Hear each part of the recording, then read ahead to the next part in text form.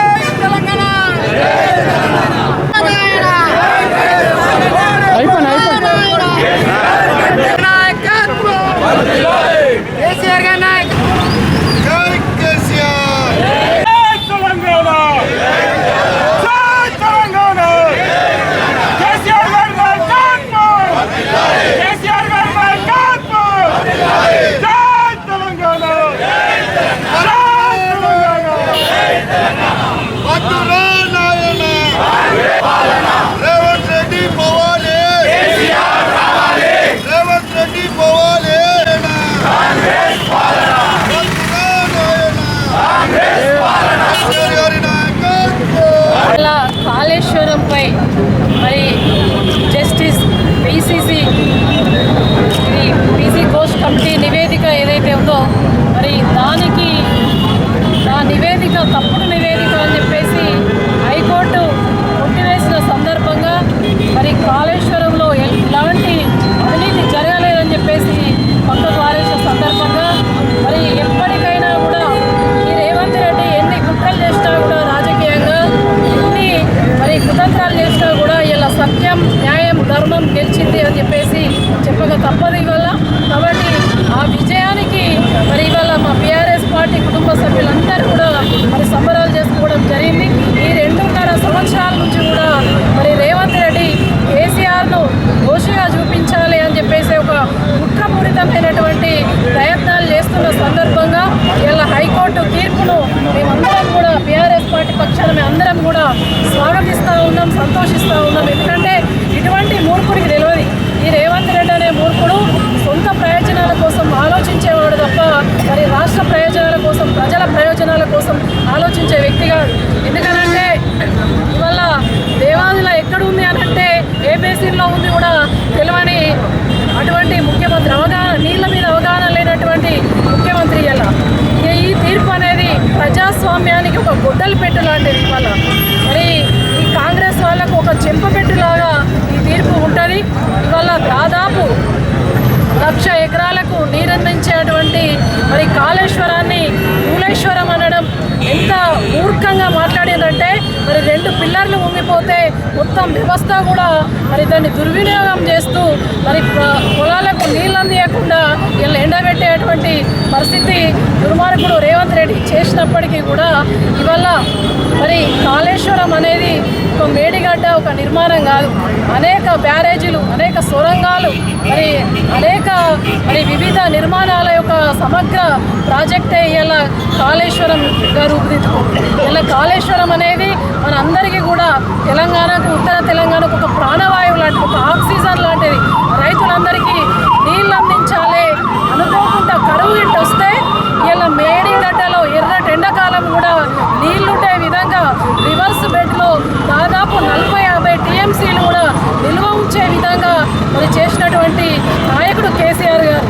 TRS ప్రభుత్వ హయాంలో ఎండాకాలం కూడా మరి మత్తళ్ళు దుంకే విధంగా చేసినటువంటి నాయకుడు కేసీఆర్ గారు. ఇలా కరువు వస్తే నీళ్ళు ఇవ్వకపోతే మరి కేసీఆర్ను దోషిగా నిలబెట్టచ్చు.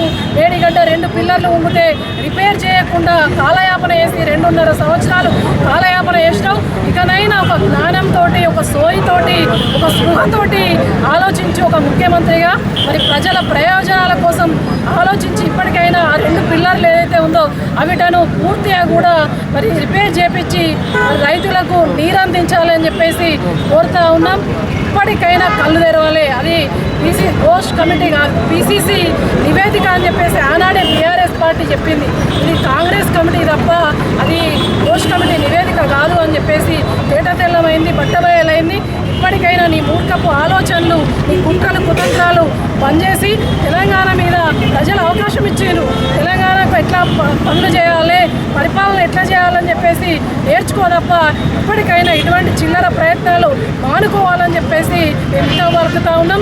ఏదేమైనా కూడా రాజ్యాంగం కానీ, చట్టం కానీ, న్యాయస్థానాలు కూడా ఉన్నాయి. నువ్వు ఎన్ని చిల్లర ప్రయత్నాలు చేసినాయి కూడా ఇలా ధర్మం, న్యాయం గెలిచింది, ఇలా సత్యం గెలిచిందని చెప్పేసి నమ్ముతా ఉన్నావు. నువ్వు ముఖ్యమంత్రిగా ఉంటే జడ్జి గారికి ఏది చెప్తే అది చేస్తారు అనుకున్నావు. కానీ ఇలా న్యాయస్థానం నీ చెంప మీద కొట్టేటట్టు ఇంకొకసారి కాళేశ్వరాన్ని, మూలేశ్వరాన్ని ఇట్లా మాట్లాడితే టీఆర్ఎస్ పార్టీ కుటుంబ సభ్యులందరూ కూడా దేంతో కొట్టాలో దాంతో కొట్టారు. మరి చెప్పులతో కొట్టకుండా చూసుకొని ఇలా ప్రజలకు మంచి పాలన అందియాలని చెప్పేసి 2.5 సంవత్సరాలు ఇంకా సమయం ఉంది, మంచి సమయం ఉంది. సమయాన్ని సద్వినియోగం చేసుకొని రైతు ప్రయోజనాల గురించి ఆలోచించాలని చెప్పేసి విజ్ఞప్తి చేస్తూ మరి ఈరోజు హైకోర్టు తీర్పును స్వాగతిస్తూ విచ్చేసినటువంటి టీఆర్ఎస్ పార్టీ నాయకులు మొన్ననే కేసీఆర్ గారి సమక్షంలో మాజీ మంత్రివర్యులు జీవనన్న గారి చేరికతో పాటు వారితో పాటు ఉన్నటువంటి అభిమానులు వారందరూ కూడా ఇలా మేమందరం ఒక కుటుంబంగా కదిలినాం. ఇక్కడ జైత్యాల నుంచి తెలంగాణ వరకు కూడా ఎవరైనా కూడా కేసీఆర్కి అడ్డం వచ్చినా, తెలంగాణకు అన్యాయం జరిగినా కూడా ప్రశ్నించే గొంతుకలమై ప్రజల పక్షాన కేసీఆర్ గారి నాయకత్వంలో పనిచేస్తామని చెప్పేసి తెలియజేస్తూ జై తెలంగాణ.